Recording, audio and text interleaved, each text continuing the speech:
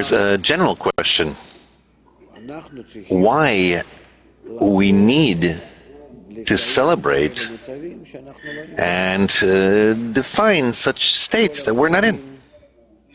All the special events and times, holidays, are degrees which an individual, a person, or in the future all of humanity will have to rise in these degrees until we reach complete adhesion to the Creator. So why do we have to make these special events, these holidays as traditions, make these signs, symbols, to sit 7 days in a sukkah, 7 days with matzah, Sukkot, Rosh Hashanah, Pesach, Shavuot, Yom Kippur, and so on? Why do we need to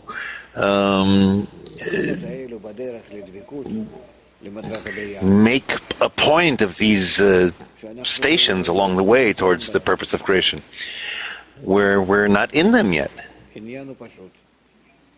The matter is simple.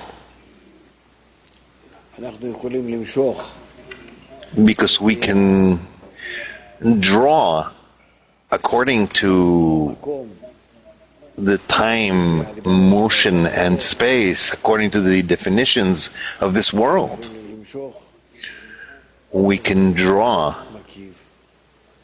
the surrounding light from the spiritual root to the corporeal branch. And then a little more and a little bit more, and to use these opportunities as much as possible. According to the desire of a person, of course, but even if he wants corporeal things, and he wants to advance through them in corporeality, so that it will be good for him, just as we learn in the Zohar, in Pekudah Kadma, where he will live, and this will live in his children, that he'll have this world, and then followed by the next world. Even with those desires that are corporeal desires, egoistic desires, nevertheless, he is in development if he keeps and defines and adheres to these special holidays and events. And somehow a light is drawn upon him from the root to the branch. It's similar to our world, where also it behaves in such a manner and advances by the fact that the ego grows each time more and more from generation to generation, until we come to a state today where it's starting to devour itself, just like cancer. And then it brings itself to death. That's why when we are in the keeping of these special times, these holidays, we need to understand that it's not that we're keeping them like that part of the people that thinks that it's the commandment of God, I'm keeping it and I'll have a reward in this world and the next world. We want a different reward. We want to attain through this keeping of it the lights that will come into us and correct us. And then this holiday, this time, becomes for us a very serious mean to advancement. Specifically,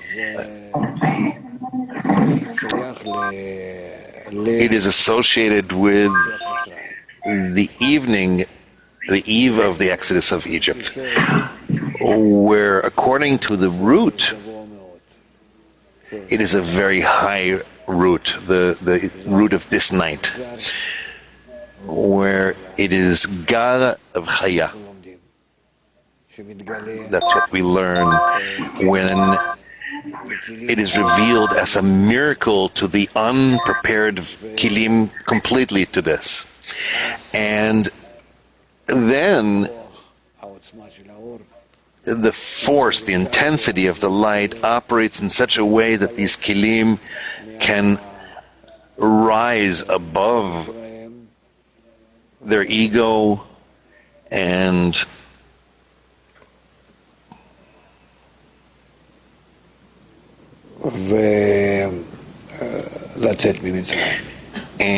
exit Egypt. Of course, this needs to be under all the conditions in corporeality, meaning as much as we're capable, both in deeds and in our intentions. That, of course, we learn that this is all still in corporeality, and in order to receive, because we didn't yet receive that reforming light, so that it will invert in us and our desires will become in order to bestow.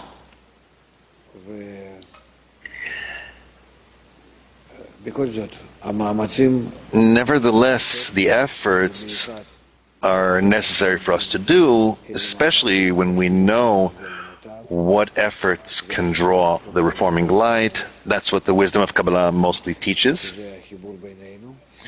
that it's the connection between us in order to come to that first measure of connection, whereas through the connection we will be able to make up the room for the light to illuminate not just as the surrounding but as to the internal, which means to come from exile to redemption. And when we have not yet come to that state where the light can clothe the Kli and bring a revelation into their redemption, meaning the appearance of the Creator inside our connection, then as much as we advance towards that state of redemption, that advancement brings more and more darkness towards us in order to hasten our development and to propel us ahead, so that we will scrutinize that spiritual state which is above the darkness, which I prefer its state of redemption, which is not for my sake. That's why darkness and light no longer become for me a matter of the feeling of good and bad, but rather the quality of bestowal controls me already. And if it already controls me and rules in me instead of the quality of reception. That's the preparation. The revelation of this surrounding light as internal within the connection between us. So that's the intention, and let's hope that we will all be concentrated on that, and that it will influence us in such a manner that we should be expecting salvation. That this night will not be like the previous nights, where also in them we advanced. We can see that we are in advancement, but nevertheless, where we will already sign the deal that this night will end with revelation. The revelation of the light, from surrounding light to internal, within our kilim, which are from in order to receive, will invert somewhat to in order to bestow, and it will all be revealed in the connection between us. Well, so let's see what was prepared for us, what excerpts, and let's be under that intention. Please. From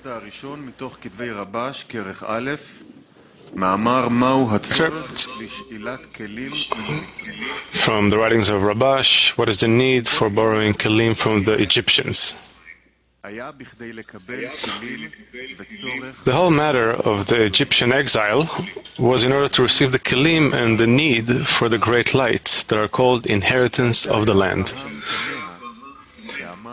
That for this, Abraham wondered and said that he doesn't see how his sons will have a need for such great lights. And since there is no light without a kli, it is found that even when they want to give them, they do not have the kelim, the vessels to receive. Deficiency is specifically to be in bestowal. What is it that the light fills me? It also now is here, only I need to make room for it. There needs to be room in the kli that is suited to the light, meaning if the light's quality is to bestow, then I too need to be in that state. So it works out that I don't lack a thing, only for me to have the desire to bestow. That's what's lacking. A need for bestowal. That's actually a need for redemption, a need for the revelation of the Creator, for Him to be revealed in me. Yes? If I come to a necessity for bestowal, a necessity to bestow, in that I discover the state which is called light. How do we come to it? That's what Abraham was asking. That each one has some spark of sorts, and that those people that joined him in Babylon, each of them has some small spark that, yes, they want to reach something, but they themselves don't know, and are not capable. It's not scrutinized in them. How, nevertheless, to reach such a necessity, such a deficiency for bestowal? I don't know. I'm not concerned with it. That was the question. How do we get to such deficiencies? That's what he was asking about. Yes? And for that, the exile in Egypt was prepared for them. In order to prepare them for redemption. That through the questions and the arguments of the Egyptians, since all kinds of quarrels and clashes are dependent on person, disappointments, hopes, everything that has to do with servitude and freedom. This is what this not simple state happens from. That by that they will become empty every time of what they acquired. I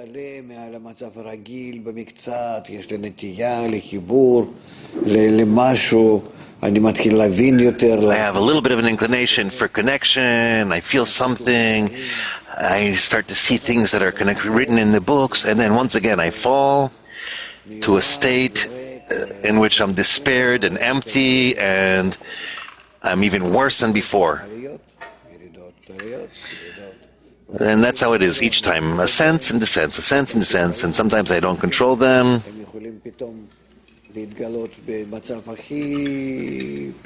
this can happen sometimes from a state that is most weird, most bad, and I don't expect it, and all of a sudden I have an awakening, I understand something, I feel something. It's like a click that happens all of a sudden within. And the other way around. All of a sudden I feel that's it. It's just going down. And some cloud, a gray cloud, comes and sits on me. And such states come and go all the time. The truth is, these states come and you can't without them. They help us build such discernments that are necessary to build the inner light instead of surrounding. But the question in us is how to hasten that development.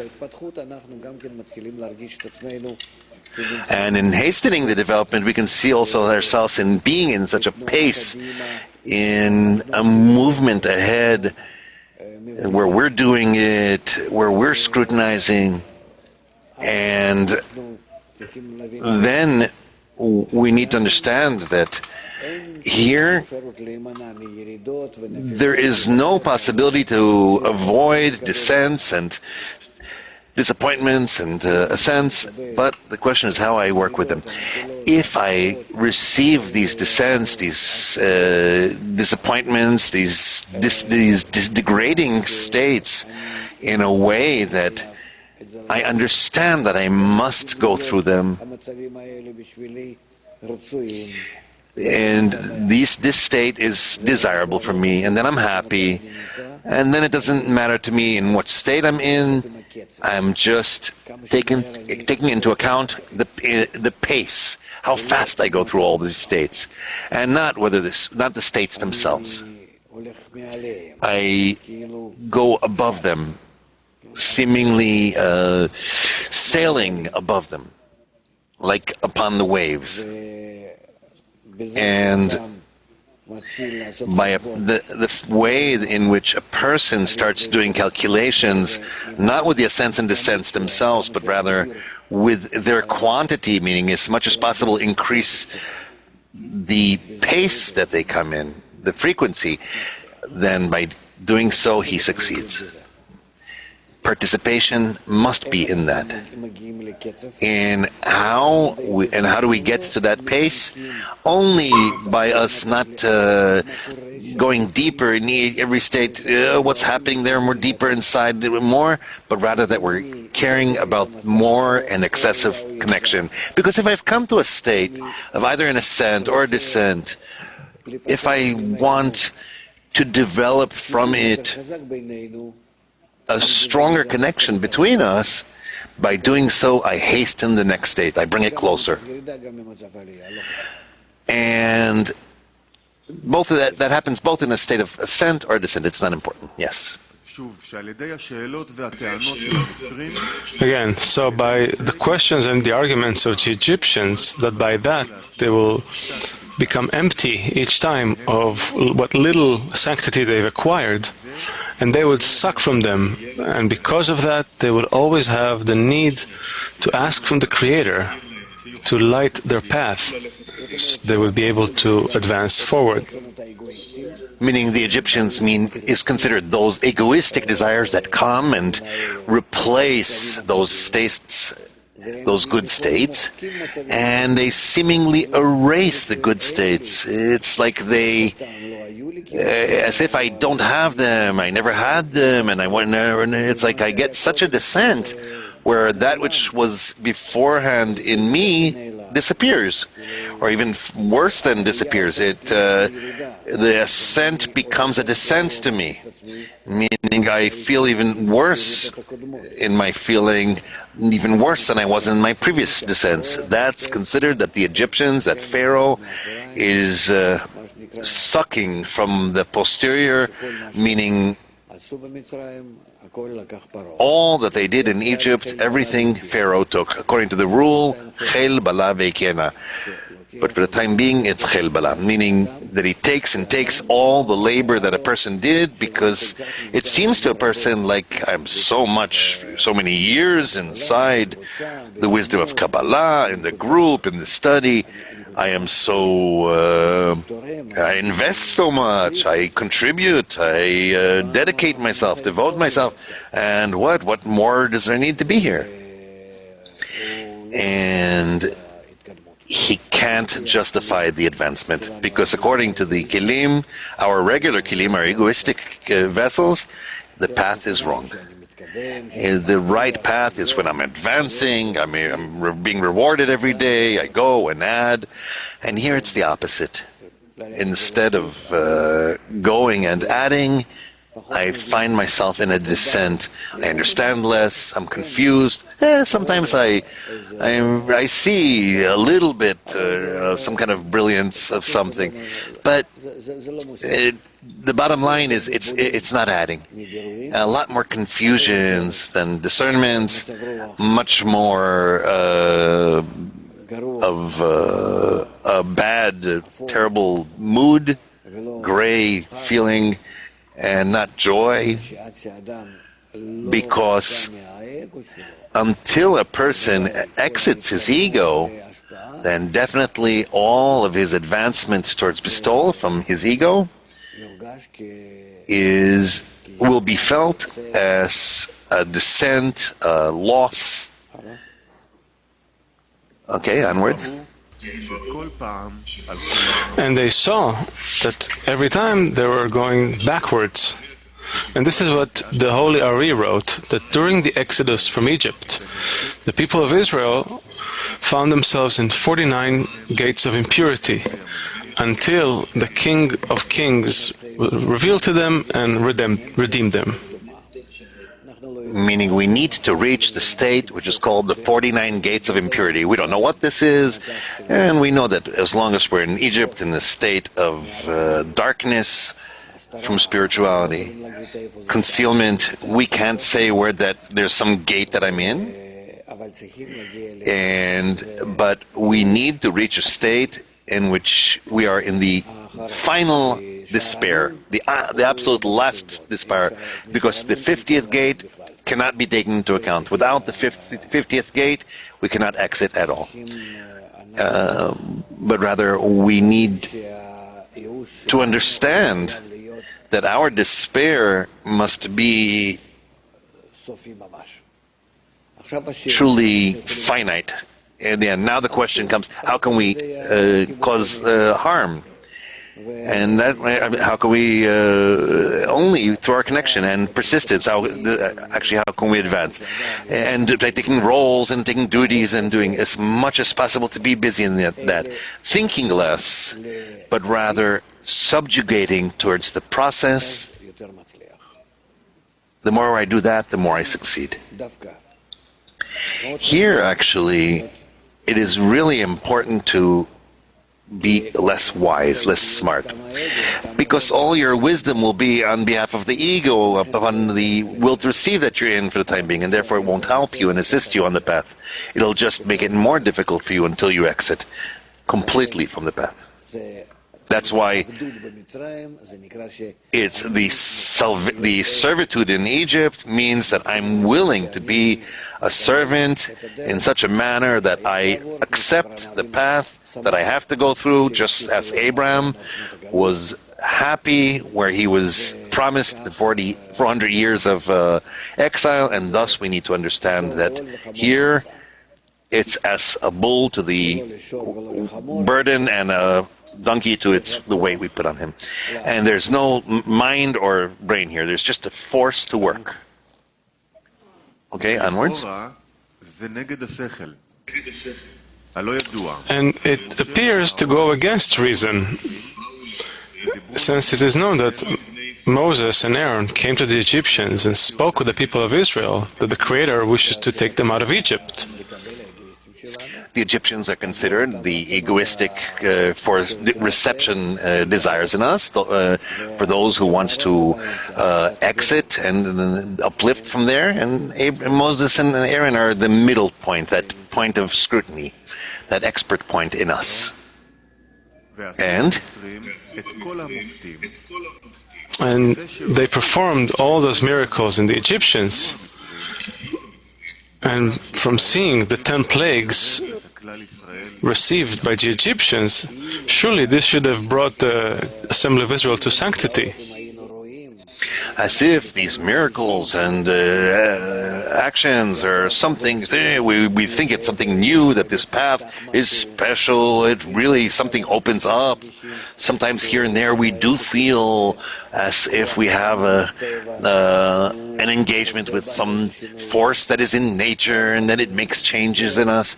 But afterwards, it doesn't help. It just doesn't help. What does he write about that more?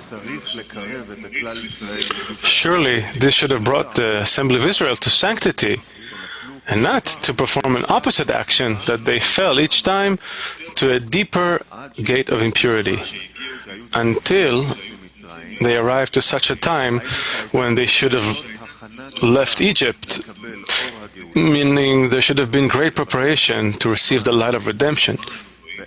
And eventually, what do we see? What state were they in when they received the light of redemption? What state were they in? In 49 gates of impurity. Could that thing be? specifically that sanctity, those lights that they felt from time and to time in the group, in dissemination, in study, in all of a sudden different opportunities that they had. Specifically, that became the 49 gates of impurity. Where else would they build the 49 gates of impurity if not from sanctity? The ascents, for the time being, as much as we're in the ego during this period, they become descents. They are all, as we say, they come to Pharaoh. This is the assets of Pharaoh. He grows from this. He truly holds on to this and gathers them. This is the everything went to the fortress. And then it basically spit it out. And as my father explained, that the matter of the Egyptian exile was in order to acquire the kelim of the Egyptians, but only on loan, and then to return them. Because he interpreted that this matter, that the Creator said to Abraham, because your seed will be converts in a land not theirs. This was certainly a promise about the inheritance.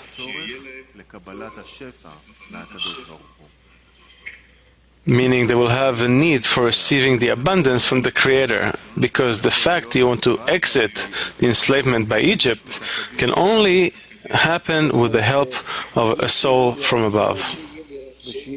Meaning it's not that I will have a desire and I'll have the ability to fill the desire in the revelation. That's not the goal.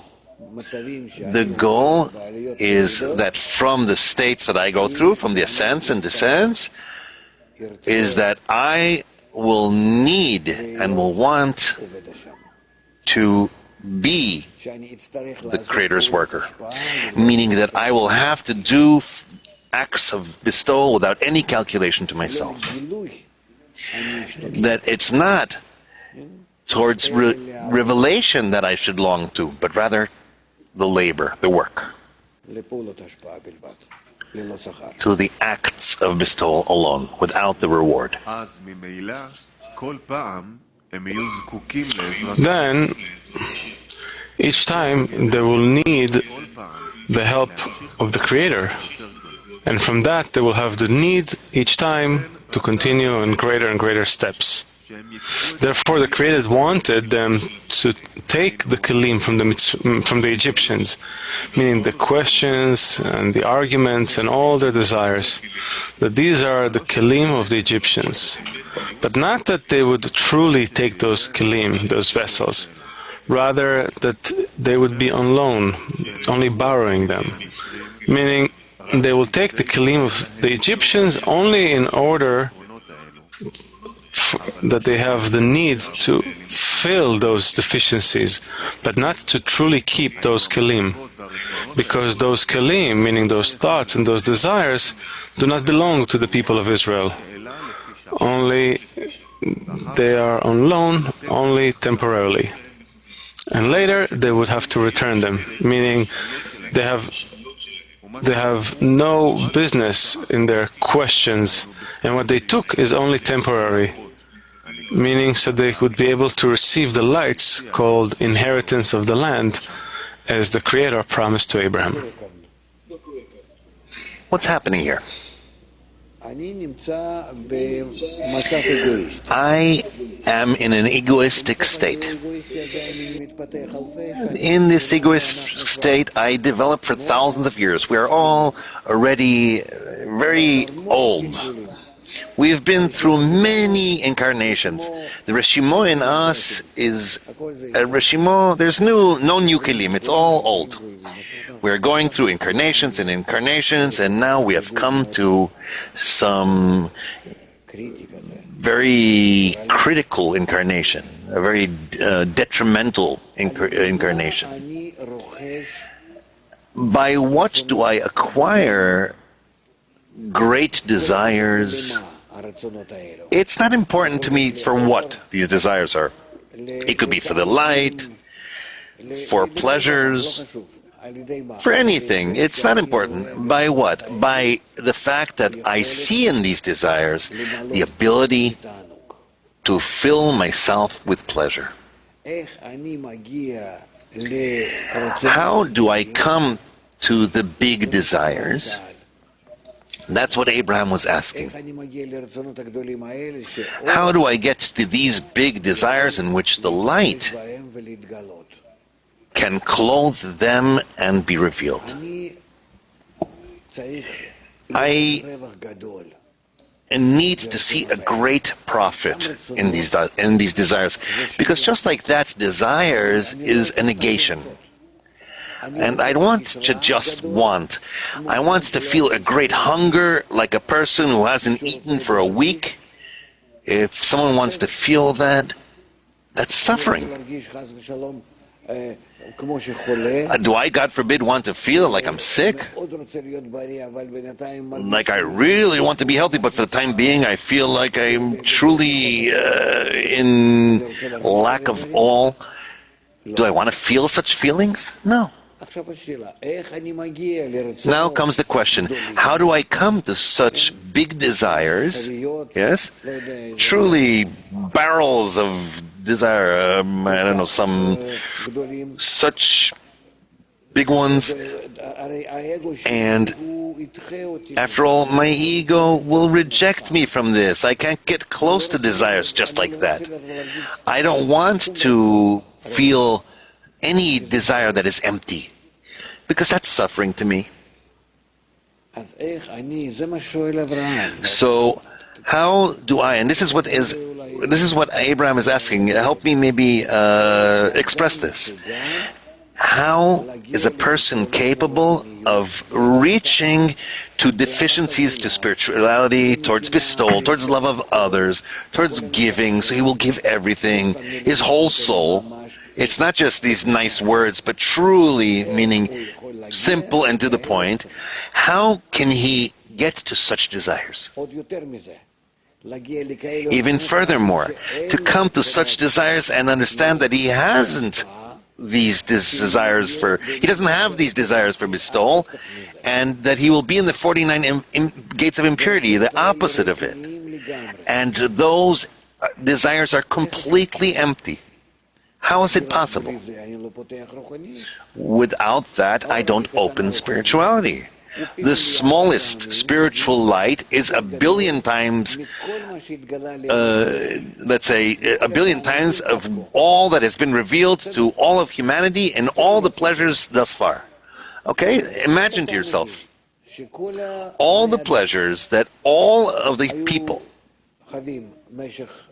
experienced throughout thousands and hundreds of thousands of their years of development is not even 1 over a billion fraction of the smallest light that there is, the nefesh of Asiya. So how could you come to such a deficiency, to receive such a light? That's the question. So the point is that how is one attracted towards such big desires? This is the matter of Pharaoh, that he tempts a person and takes everything that a person acquired out of him. He draws a person, he attracts a person by giving you and giving you and giving you, soon, some revelation, some reward, some knowledge, some reception, and later empties you. And then through many actions, he builds in a person that deficiency. And also,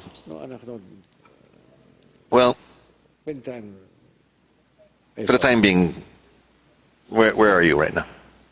Oh, that's it? That's that excerpt? That's why the Creator wanted for them to take the kilim of the Egyptians, meaning the questions and the contemplations, meaning all those kilim of the Egyptians, but not really for them to take these kilim, but rather only as kind of borrowing them, meaning that they will take the kilim of the Egyptians only so that they will have a need to fill these deficiencies, as if these egoistic ones, but not really that these kilim will remain in them in the same form that they received them in the form of the will to receive. Because the kilim, meaning those thoughts and desires, do not belong to the people of Israel, meaning in order to bestow, but rather it's only a question before this time. And later, it's written what? To give them back, and to give them back. Meaning that we have no business in their what they lend us, because they took them only for the time being, because this is in order for them to receive the lights called the inheritance of the land, which is what the Creator promised to Abraham. There's something else here, but I don't feel the ability to express it at this point. Questions? Only on the point. Well, but very quickly. We're fixing the... What is the work of a person with the 10 plagues? Does it happen naturally, or do I invite them?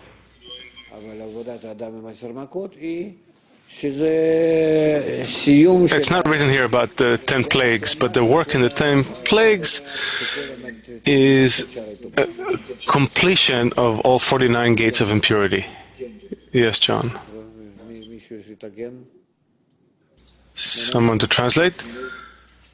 On the one hand, like it's great to be when it's a great thing to reach the state here that he's talking about, where everything's black and you have no all the inspirations you previously had with respect to the group are completely gone.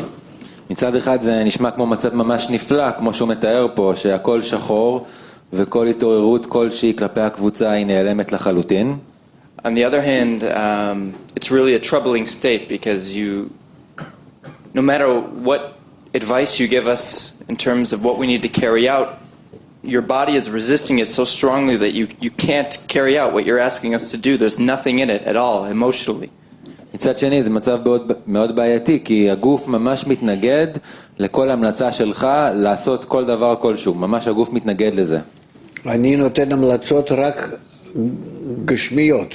I give only corporeal recommendations, physical recommendations. My recommendations are to connect, to perform certain actions, sit in a circle, speak a little. I cannot obligate you to perform internal actions. My recommendations are only such recommendations that you are able to carry out. So what's the problem? You say I'm able to carry them out, but don't those actions also require energy?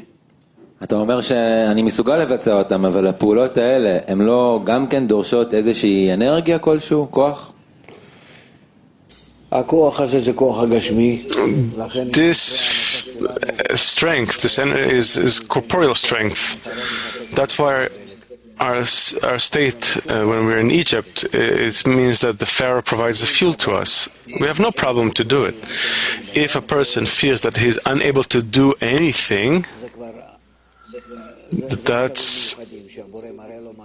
those are special states where the Creator is showing him what is spirituality compared to his current kilim. Sometimes we feel that we're unable to move even an inch.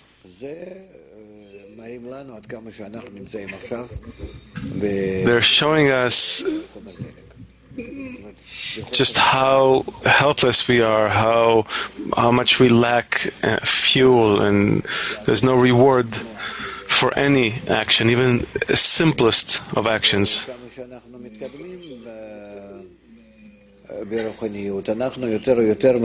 And as much as we advance in spirituality, we see, we become more calculated. What's worthwhile doing, what's not. We demand a more refined payment. But our advancement is, for the time being, based on whether something is worthwhile or not. And I give recommendations and advices only according to your desire to receive, its ability to provide you with the correct fuel, and not above reason. למעלה מהדעת זה החשבון שלכם. Above reason remains your calculation. Yes, on. In the beginning of the lesson, you said that the intention that we need to concentrate on this evening is for the lights to move from surrounding light to become as inner light. And now when you're explaining here the article, so you said that we need to long not for revelation, but for the work. And when we yearn for the surrounding light to influence us and give us the spiritual kelim, that doesn't count as yearning for work?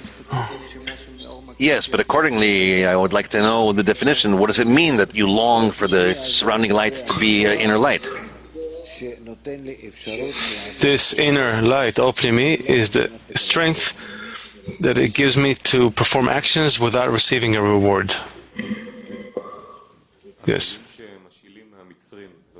The kelim that we borrow from the Egyptians, is this something that we give them back? I can't provide an interpretation of that yet. There are some things here that will confuse you. The thing is that Pharaoh is pulling us to advance. We're able to advance while being inside our ego, which is called the Pharaoh in general.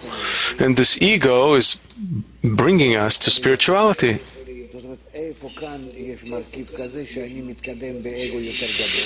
Meaning, how can it be here that I'm advancing with an ever-growing ego, and yet it's called the 400 years of exile in Egypt, where my work, though I'm working for Pharaoh, it later becomes work for the Creator. And when I work for the Creator, it seems to me that I'm working for Pharaoh because he is the one supplying me with the strength. So there's several things here. Where do I take the strength from? What kelim received the result from my work? And how can it be that through this egoistic work I advance towards spirituality? How can it be? And I cannot do it. I need something to pull me forward, a goal, an egoistic goal that I will profit somehow, succeed somehow, and together with that I advance in such a way where I suddenly begin to feel as if I'm losing that desire for that payment, for that reward, and my reward is gradually inverted and becoming a different kind of reward. And I see a reward not in my vessels of reception, but in my vessels of bestowal.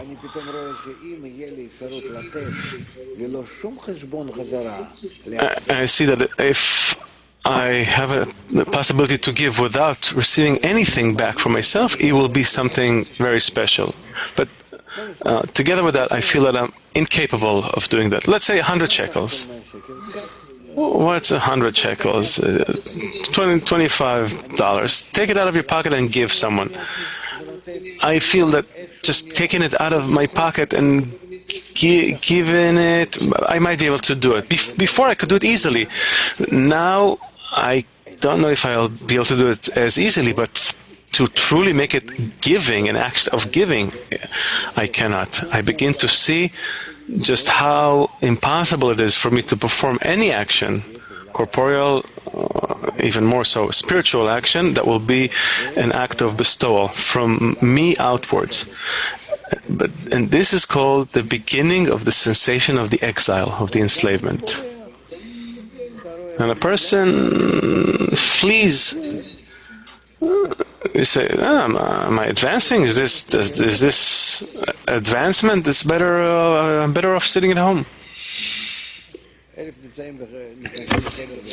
That 1,000 enter the room and one comes out to be a teacher. That's specifically about this period in the work. No, we're going to move forward and we'll ask later. I see according to the time, we have 3 more pages. Yes, 3 pages. So we'll advance and we'll go through it more. The next excerpt is What is Pesach from the Rabash Writings, Volume 1. Why the holiday of the Matzot is called Pesach. We should understand the matter in which we call the praise of the Creator in the name of Pesach, because the Creator leaped over or passed over. As it is written, and you ate it in haste, and Pesach it is for the Creator. Rashi interpreted this by saying that the sacrifice is called Pesach on the name of the leap over, and this passing over that the Creator leaps over the homes of Israel from within the houses of Egypt and leaps from Egyptian to Egyptian. And Israel is a mean which is eluded. One should understand in the matter of the leaping and the jump and the passing over in the path of our work. It is known that most our work is to come to adherence to the Creator, which is equivalence of form, by which we receive the kilim that will be suitable to the reception of the abundance. And it is known that our kilim come from the shattering of the vessels. The shattering of the vessels is considered that we want to use the vessels of reception in order to receive. And this is a matter of being separated from the Creator, which existed in the upper worlds. And also through the sin of the tree of knowledge, as the kelim fell into the klipot. And we need to raise them since we come from their kelim. And by us working with our will to receive, and we come from there in order to bestow, by doing so, each time a part of these kelim were placed that are in the klipot. Friends, we're not concentrated enough. Each one is escaping in a different direction. It's not correct. Start again. Stop moving your chairs. Sit as if you're outside of your body. Focus inside. Page 190. Page 190 in the booklet. Page 150 on the Passover, in the Passover booklet. Page 150, the second column in Hebrew. I'm sorry, it's not written here, the place in the Pesach book in Hebrew. Sorry. They're edited, but nevertheless, in what place is this? 150, volume 2 in the middle. In the Hebrew Passover booklet. We need to understand the matter as we mention the praise of the Creator in Pesach, the name Pesach, because the Creator passed over. And it is also written, and you ate it with haste. It is Pesach for the Creator. Rashi interprets this.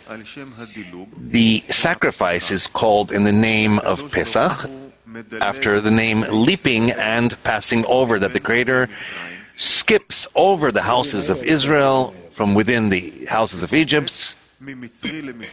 One set of kelim above another set of kelim. And leaps from Egyptian to Egyptian, and Israel is the middle who eludes.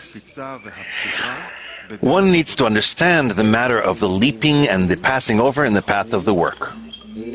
How do we prepare the correct kelim, correct vessels for escaping Egypt? Meaning the egoistic vessels remain there, and the kelim that we construct inside Egypt, because we procreate, we take them out. That's a continuation of the previous excerpt. It is known that the essence of our work is to come to adherence in the Creator, which is equivalence of form. For by doing so, we received kelim that will be suitable to the reception of the abundance. And it is known that our kelim come from the shattering of the vessels. Meaning we don't have vessels for receiving abundance and spirituality. The shattering of the vessels is considered that we want to use the vessels of reception in order to receive. And this is a matter of separation from the Creator, which existed in the upper worlds.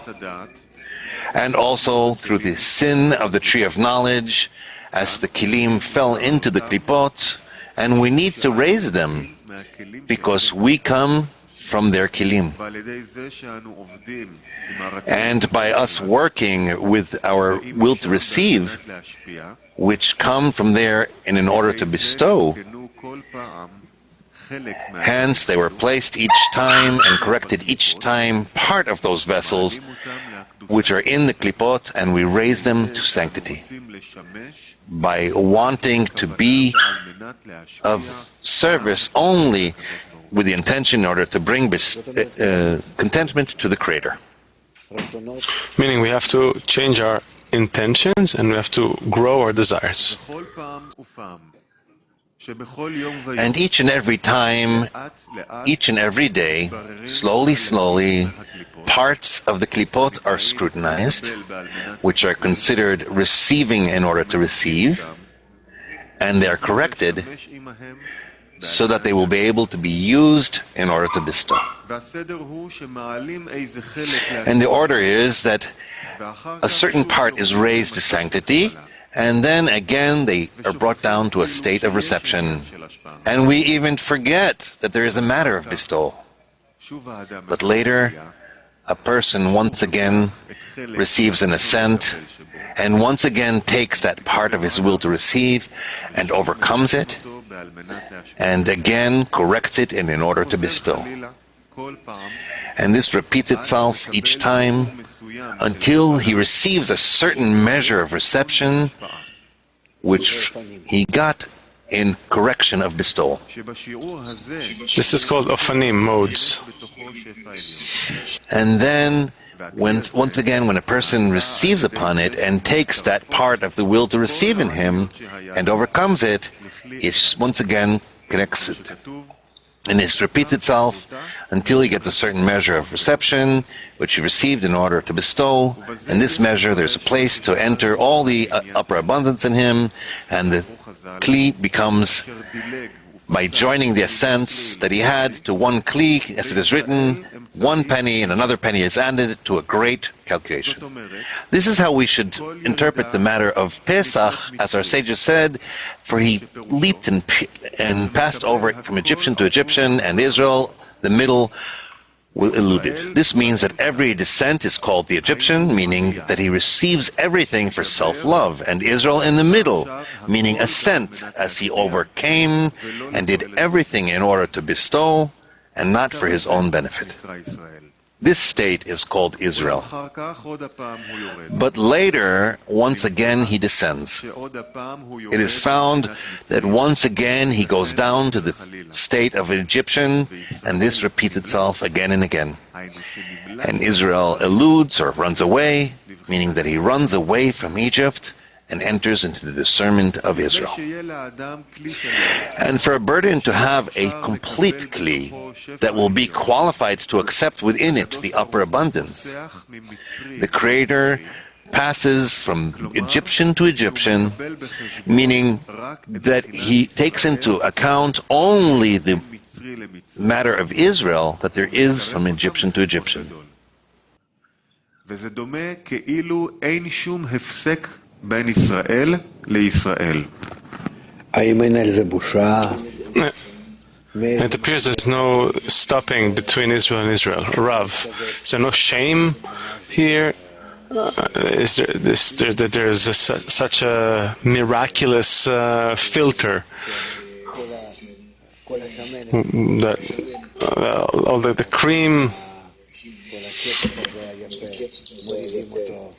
is scooped and is left for us, and the rest remains there. Well, there are many questions here. But he's telling us about what's happening. ודילג את המצרי, יהיה פירוש כמו שאין המצרי במציאות. ומשום זה כל הישראלים מצטרפים. And he skipped over the Egyptian, meaning that just as if there's no Egyptian in reality. And because of that, all of the people of Israel are added to a big sum until he has a complete kli. And by that, we should interpret what is written about Shem, that skipped over the houses of Israel and only killed the Egyptians. And as Rashi interprets, Pasach leapt over, meaning leaping from one Egyptian to another, and Israel, who's in the middle, escapes. And the meaning is that all the Egyptians were killed, and only the Israelis that were in the middle, between the Egyptians, remained alive. And the simple interpretation is that all the descents that existed between the ascents were erased, and the only thing left is the ascent. So it turns out that it's as if they never had any descents because they were erased.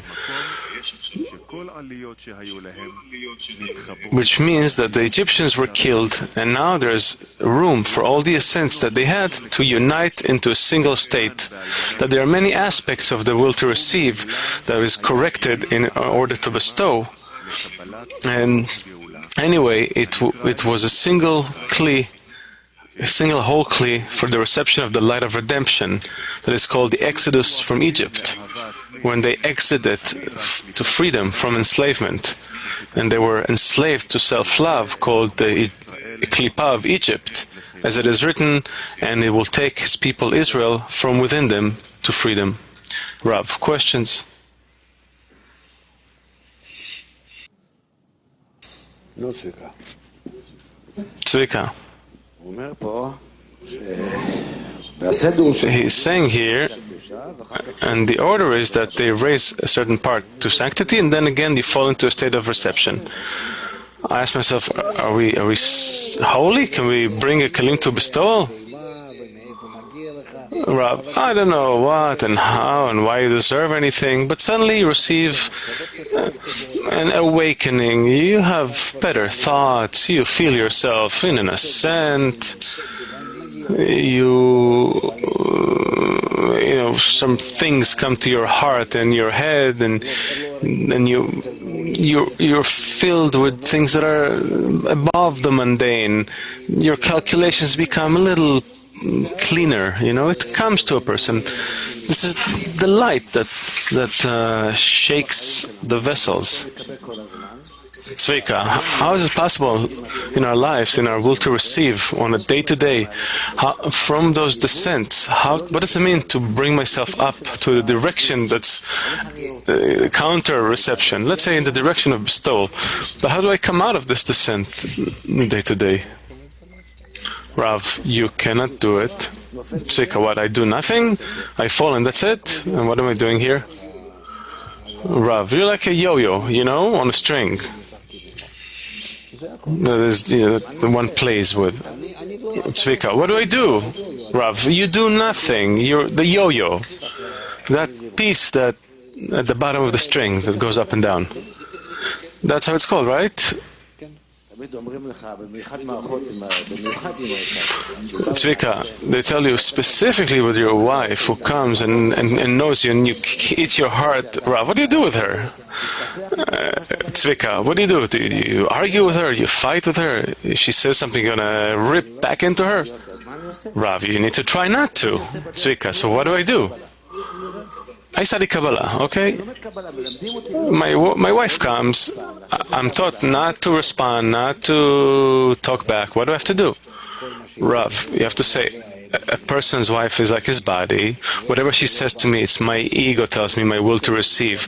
The fact that it doesn't come from within me, rather from outside of me, this person that exists next to me. it comes here to show me my real ego. It's a projection, a copy of my ego, inside out ego. That's why a person's wife is like his body. She's your entire evil inclination. Just don't tell her that. Tzvika, okay, leave the wife to the side. I'm trying to perform a certain correction in my life. I study Kabbalah. I try to do something with myself, with my friends. What do I have to do? Rav, the same with your friends. Tzvika, they're not my body. Rav, doesn't matter. Just like your wife, they show you who you are inside. Tzvika, so what do? They show me. Okay. What do I do with my friend? He's insulting me. He's eating, drinking my food. What do I have to do with him?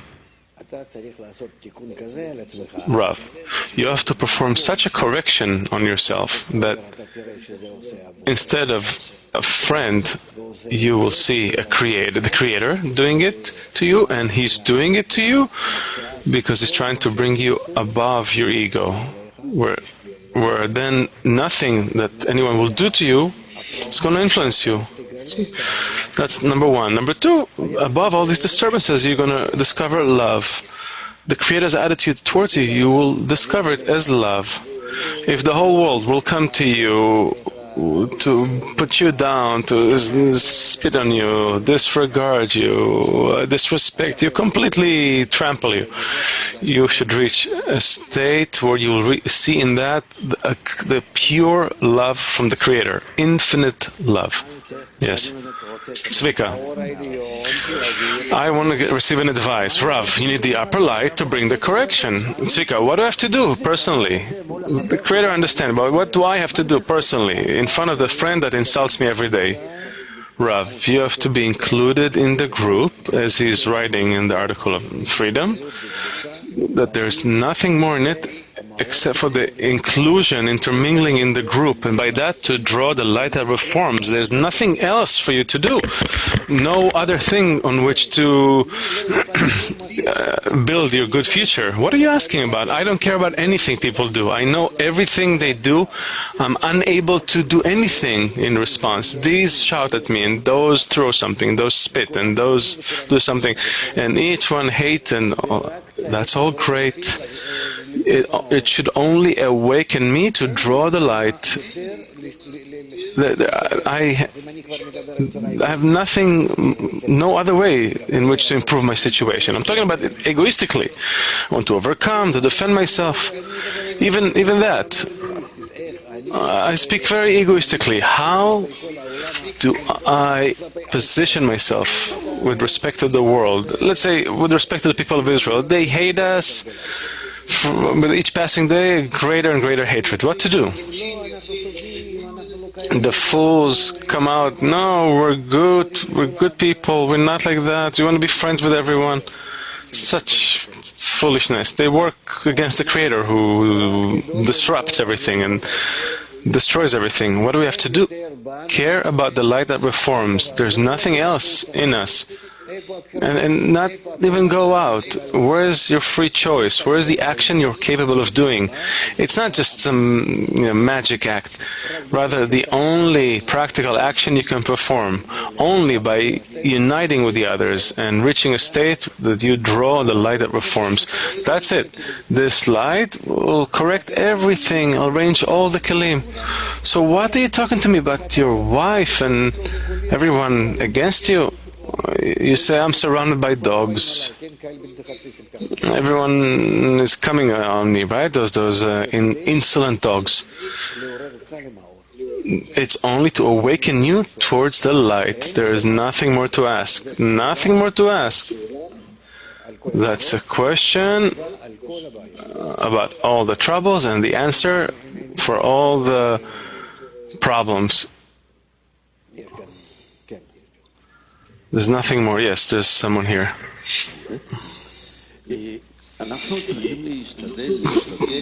Question. We need to try to strive to yearn for bestowal. We don't have it. Rav, bestowal or equanimity? Question. Bestowal. Okay. Let's say I don't know what it is, but that's how what Kabbalists say. When I reach the smallest degree of bestowal, I need to not be thinking about my own profit. Rav, well, if it's bestowal, it's bestowal. So I don't receive any pleasure from it. Rav, if you receive pleasure, that's the question now. Is it a pleasure as a reward? Well, from bestowal, I receive something as well. Rav, if you bestow in order to receive pleasure, it's not called bestower. Rather, you're doing something to receive pleasure. It's in order to receive. Question. So that's how I check myself. If I feel that I received any pleasure, Rav, it's possible that you say this. I look at my body. I see that this animal cannot move unless I saddle it with a bag of grains, like for a donkey, and then I close its eyes, and then it keeps walking. It starts to walk and to perform the work.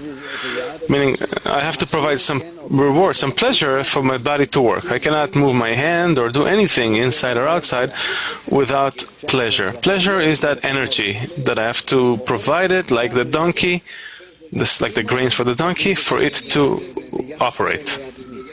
So if I relate to myself like that, I take care of myself in order to give myself, I wash it, I feed it, I put it to sleep, I care about its health.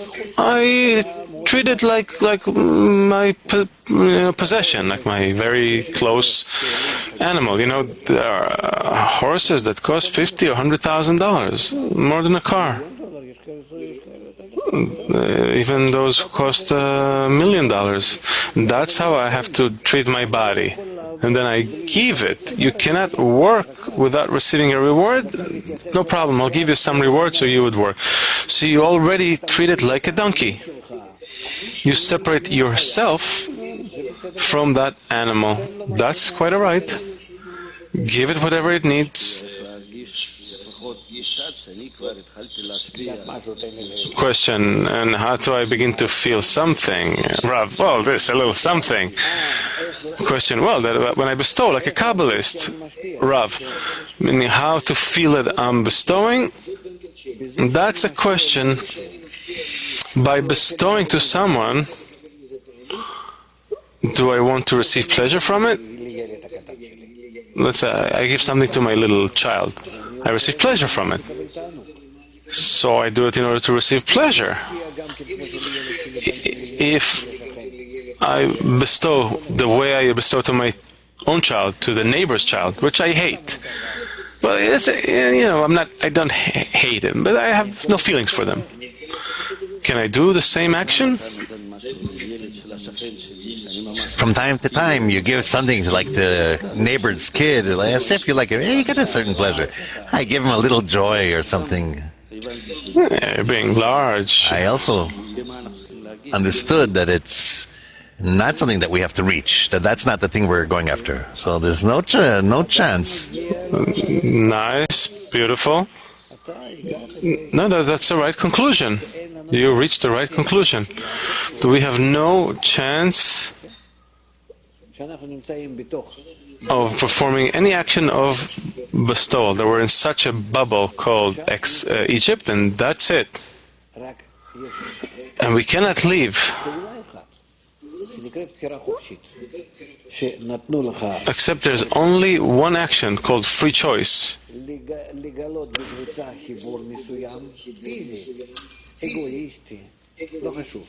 To discover a certain connection in the group, egoistic even, doesn't matter. But if you discover that you're connected to one another, you wish to be connected, you perform a certain action in which you would not cancel yourself, you connect with respect to those actions of connection, then this light that reforms comes, this special force that begins to treat you, take care of you, build in you the quality of bestowal, the need for bestowal, the intention of bestowal.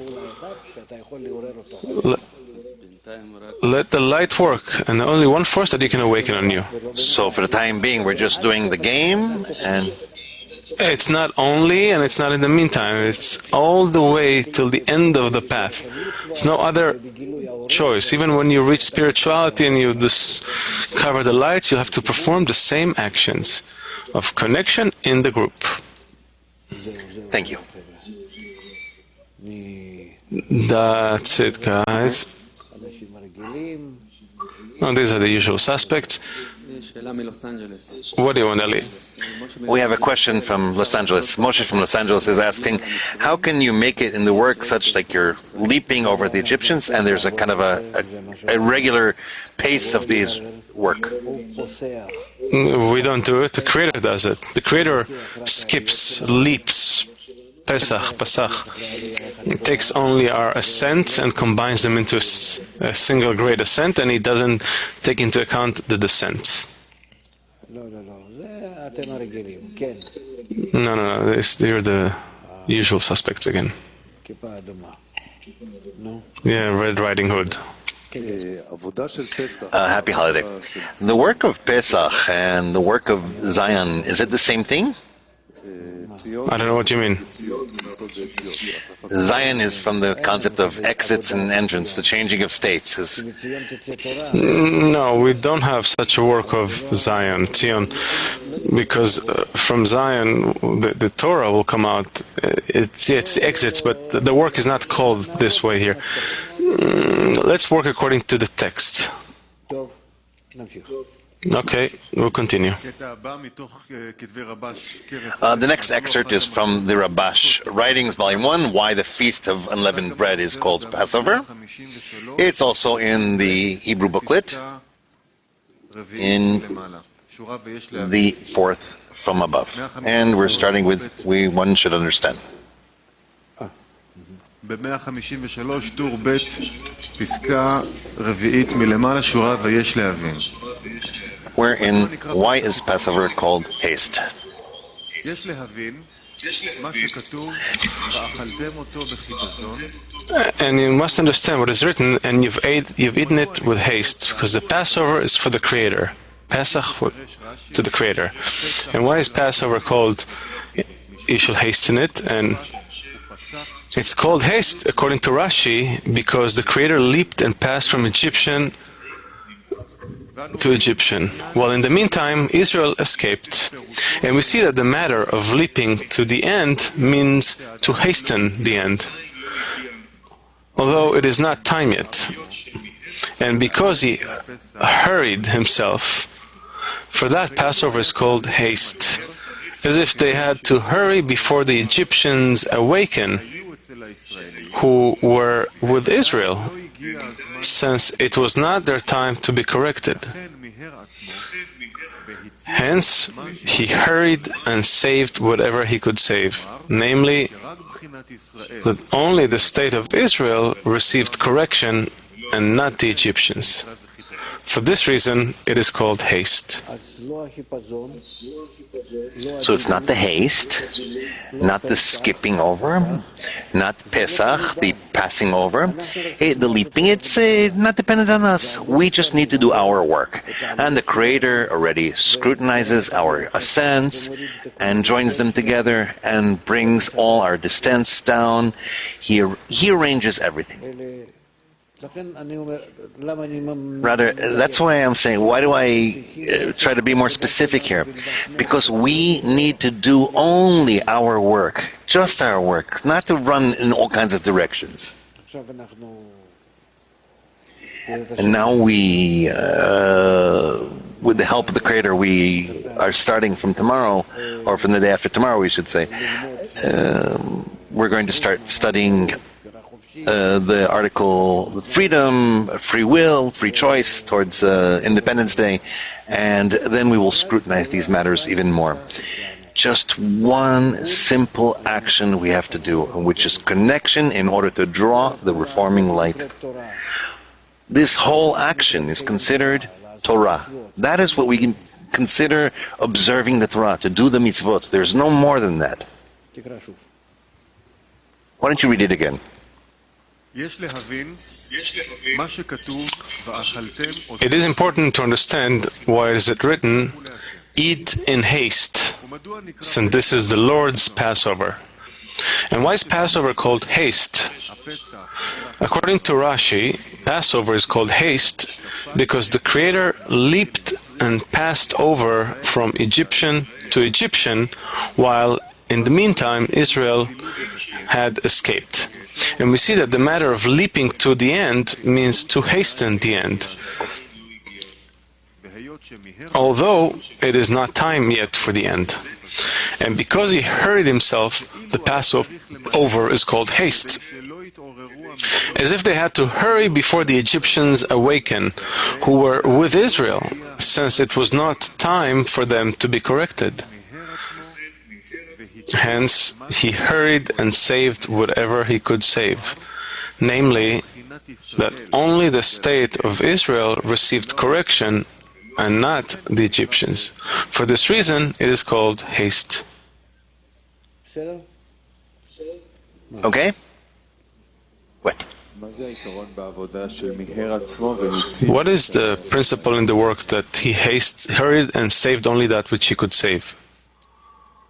זה שאנחנו צריכים לעבוד בצורה It's where we need to work intensively as much as possible in the connection between us, לחץ because according to the measure of pressure and necessity וכוחה לעשות עשה. and doing all that you can do, you should do. What does it mean, do?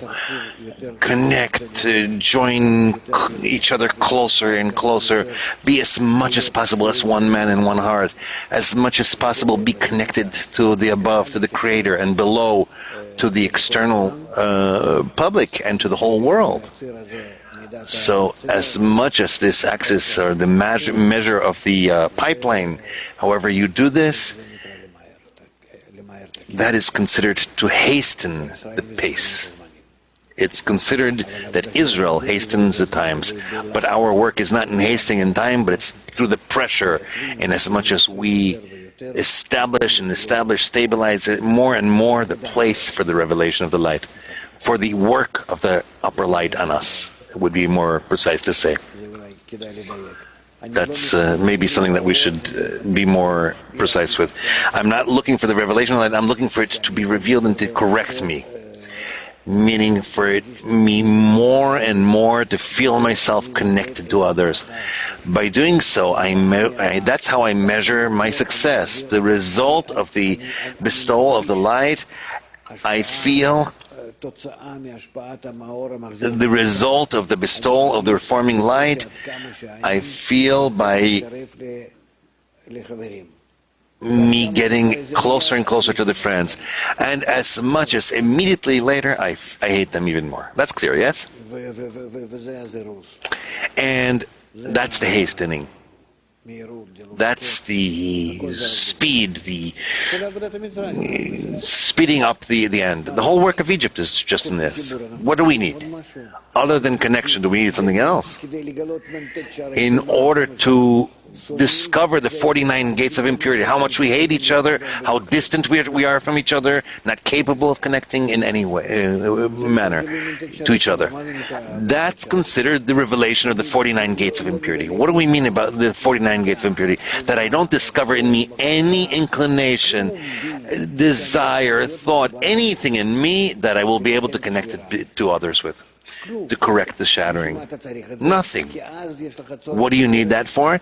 Because then you have a necessity, a need for the Creator. The upper light builds for you these negative discernments, the 49 gates of impurity, so that you'll understand that you depend on Him 100%, and only through His revelation you can come to some correction. What correction? The correction of bestowal. כזה שאתה כולך, Of such a connection where you are completely outside of yourself, in the will to receive.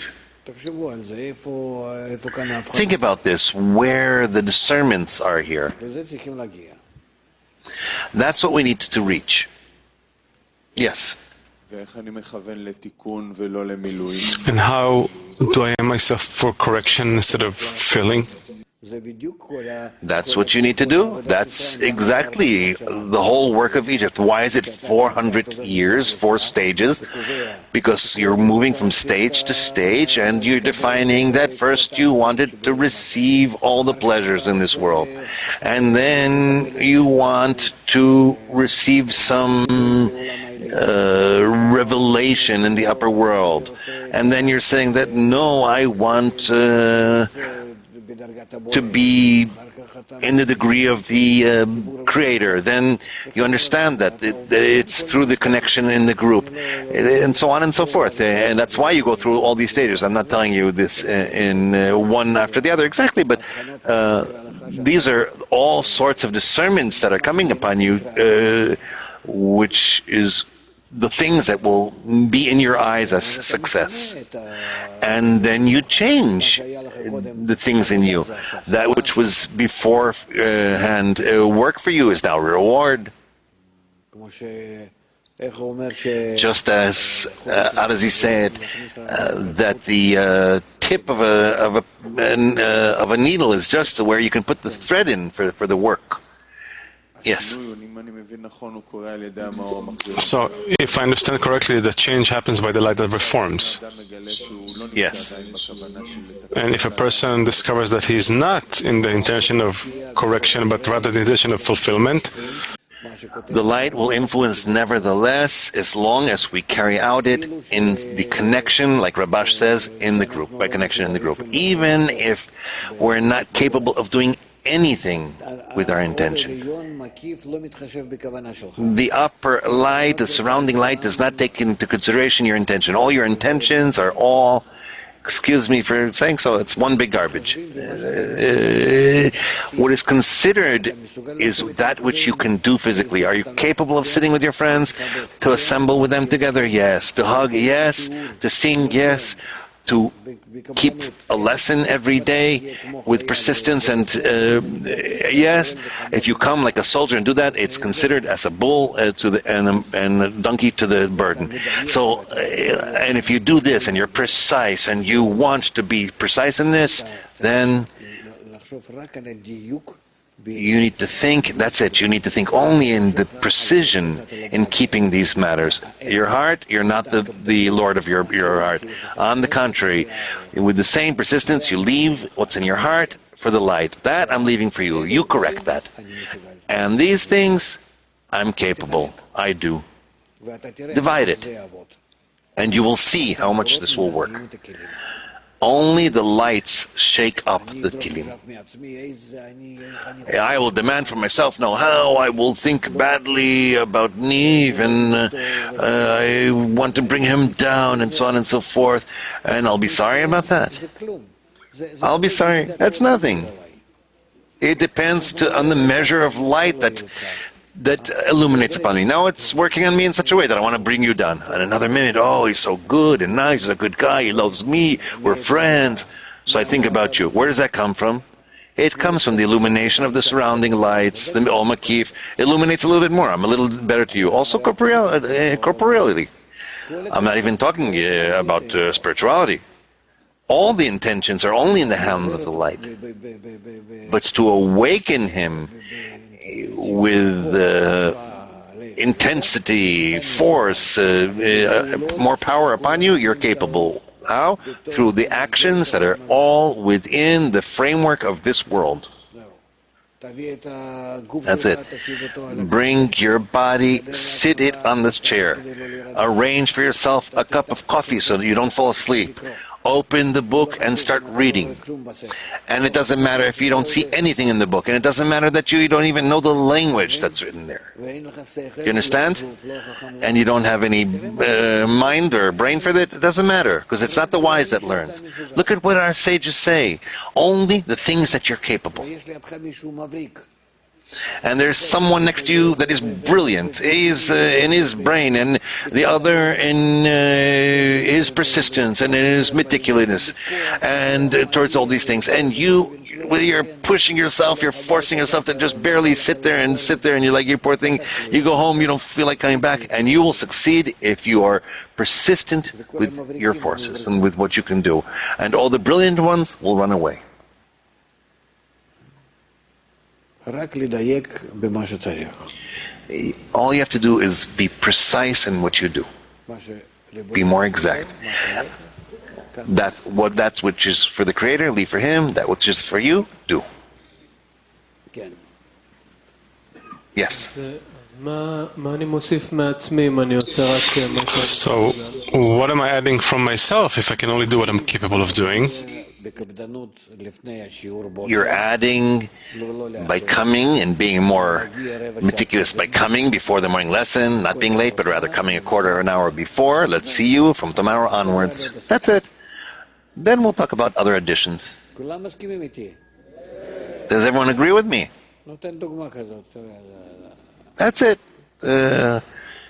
That's the kind of example that is given here. You come a quarter an hour late and you sit in the head table. כן. That's the... Yes. אני באמת I'm truly asking. דוגמה. זאת לא סתם שזה אתה. I'm telling you seriously, it's an example.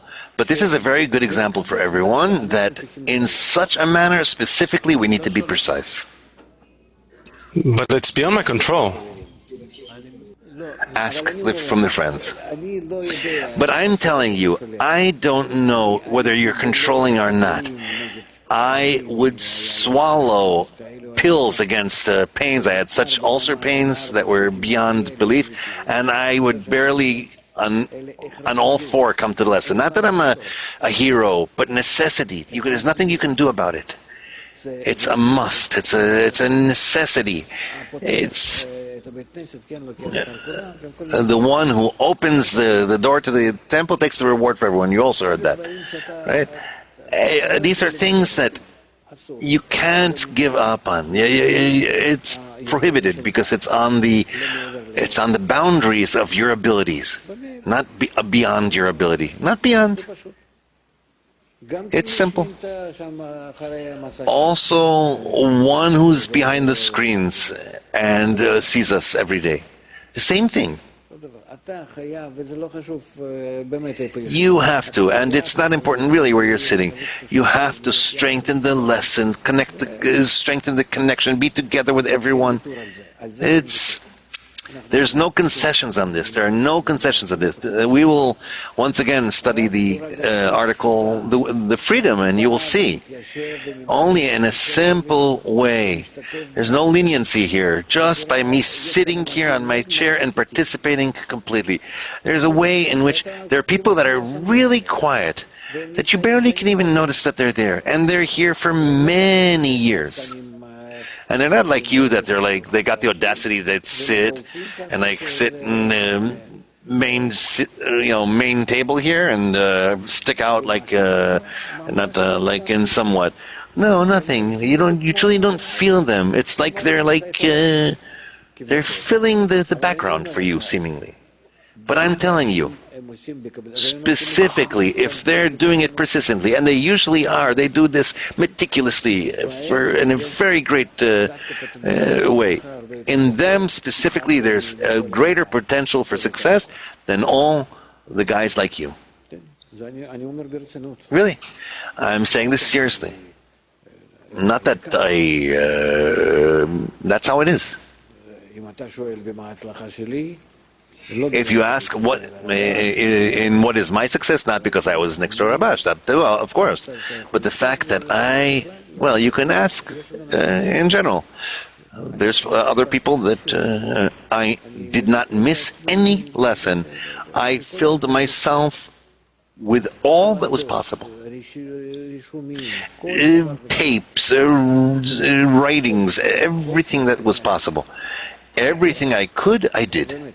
That's what it seems to me. But really, you could say that it's from above like that, that I was given such a desire. Of course.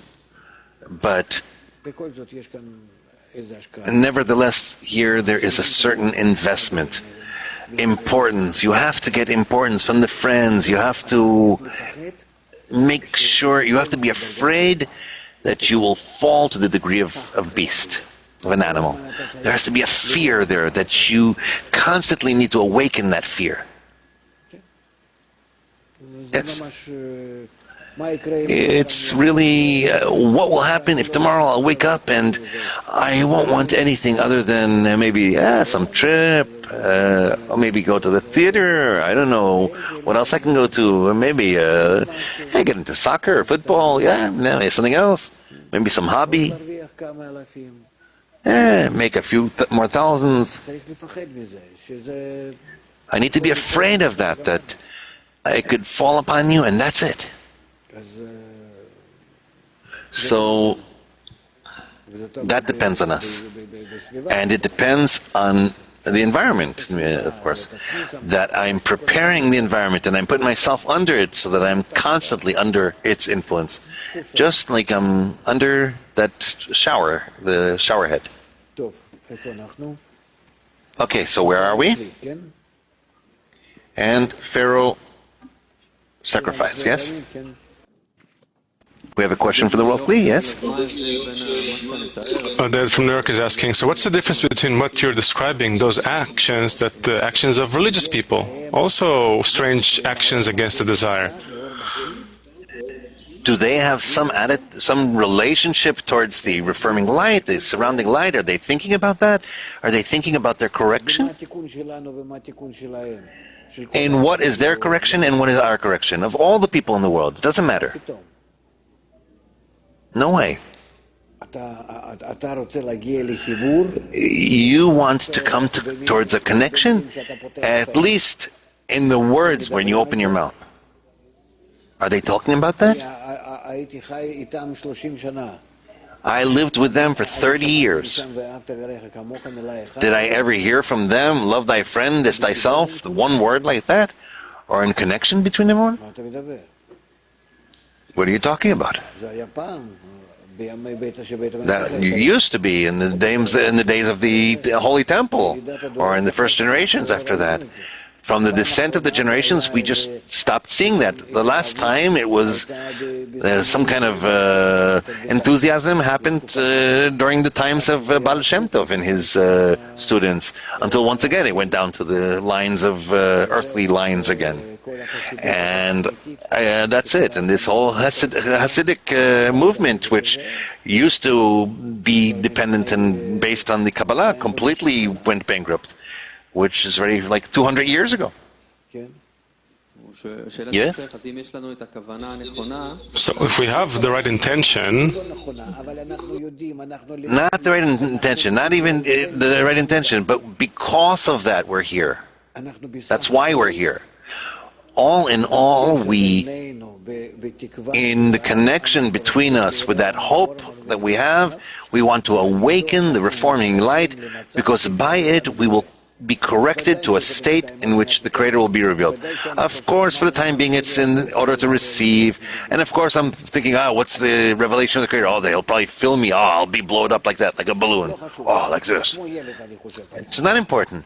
I think about it like a child. But nevertheless, I'm thinking about the revelation. Later, this revelation takes on more advanced forms. But that's how it is. And not that אני רק חושב איפה המצוות שלי, איפה הכסף I'm שלי. thinking only where are my mitzvot, where's my money. Well, all the things that usually a person has. לכיוון השפעה.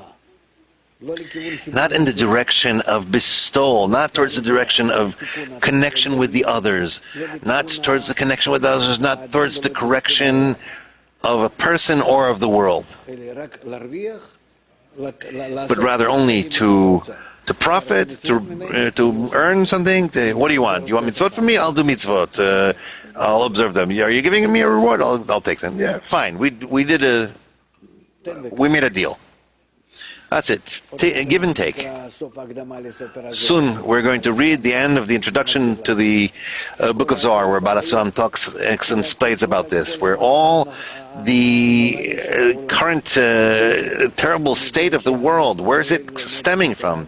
From the fact that the land of Israel is studying the Torah in the wrong way. יותר טוב. If they wouldn't study, it would be better, seemingly. Well, through the bad you come to the good, nevertheless. But הלא נכון של התורה. the observance, the wrong observance of the Torah and the wrong study of it, look what he writes, that just because of that we are drawing trouble to our world, that all the theft and murders and terror and hatred and everything that is being revealed in the world right now is the fact that is the people of Israel, instead of the internality of the Torah, they prefer the externality of the Torah. And it's not considered that they're not studying the Kabbalah books instead of regular books. It's that they're studying not the internality instead of externality. That's the point. That's why. And no, who was it that asked? Oded. Oh, Oded from New York. Yeah. So he's asking, why are we making new actions? Why not the usual mitzvot? What new actions? We do the basic, real, authentic deeds, new actions, authentic. We are doing the actions that Abraham established before the audience and said, take this and do it. That's what we need to do, is to connect the main action that occurred around Mount Sinai. Are you willing to unite? Yes. Do you want to come to, or willing to come to our mutual guarantee? Yes. To be as one man and one heart? Yes. Don't do upon your friend what is hated upon you. Yes. Love thy friend as thyself. Yes. So you will receive now the Torah. What is the Torah? The light in it reforms. Make those deeds of connection more and more, and you will start revealing and discovering how much you're advancing. And in the advancement, they start to attain the degrees of Kachab Zon Ranchai in each and everything. And these actions are considered the 613 mitzvot in the correction of the 613 flaws. That's it. And now you're asking, through these actions in corporeality towards spirituality, which is the special eating kosher, doing the ceremonial washing the hands and all that, of course do those. But you can eat kosher from today until the 120 as long as you live, and it won't help you to correct anything. It won't help. If you're doing that in order to complete corporeality and spirituality, in order to clothe this and that, that's something else. But it's not that by you eating kosher, you will correct something. Your body won't be healthy from this, and by doing so, you won't make any change and correction in any spiritual system. Nothing. And once again, it's not that I'm against this, but these things must be as a reflection, a branch and its root, where you're connecting a spiritual root with its corporeal branch through your work, where you want, through all of your actions, to be in connection between these and those. Only under that condition. But if you are carrying out only the corporeal actions without the internal correction of your desire, that's what Baal HaSulam is writing at the end of the introduction to the Book of Zohar. You're preferring the externality of the book of the Torah upon its externality. You are flipping it over, and you're causing harm and detriment to the whole world, and bringing all the bad that there is in the world in all the ways, and everything is happening just because of you. That's what he says. I have nothing to add. That's how it's written. You can say about Lightman that he's not okay, but Lightman is just showing you what's written in the books, to tell you why this is happening in the upper system and the system of the whole world. I'm not capable, because you don't see this. That's it. That's why I have no choice, and I have to show, to express what there is. Like it or not, learning the branch precedes. So without attainment, there's no point in performing those actions? No, it's worthwhile to do so. Why not? But under the condition that you're doing it, as long as your externality will follow your internality. Otherwise, once again, you flip. If you take the externality of the Torah instead of the internality of the Torah, you're causing bad to the whole world. If you take the internality and raise it above the externality, there has to be this and also that. Above the internality, then you're correcting the whole world. You're bringing good to the whole world. פעולות חיצוניות חייבות להיות. כמו שאנחנו External actions must be, just like we just did the holiday. ונעשה אותו עוד יותר. And we will do it even more meticulous in the future. But this is under the condition that what do we talk about? Where were we? Imagine to yourself if we would constantly talk just about how to make it kosher for Passover. Kosher, no more and more, like this and like that. Nothing other than that. By doing so, we would cause bad to the whole world. So you have to long for Pesach to rise above your ego, to rise above your actions of all the issues all over the world, and then accordingly you can do the actions in corporality. But you have to make sure that the spirituality will be higher and preferential to your corporality. Then in such a manner, you make it all correct, where the upper light influences from above upon the whole world, and the world comes to a calm, towards a correction. But if it's the other way around, immediately, you see what's happening in the world. And it's written in the Zohar, a simple thing, that it's you who's causing it. That we, the Jews, are causing it to the world.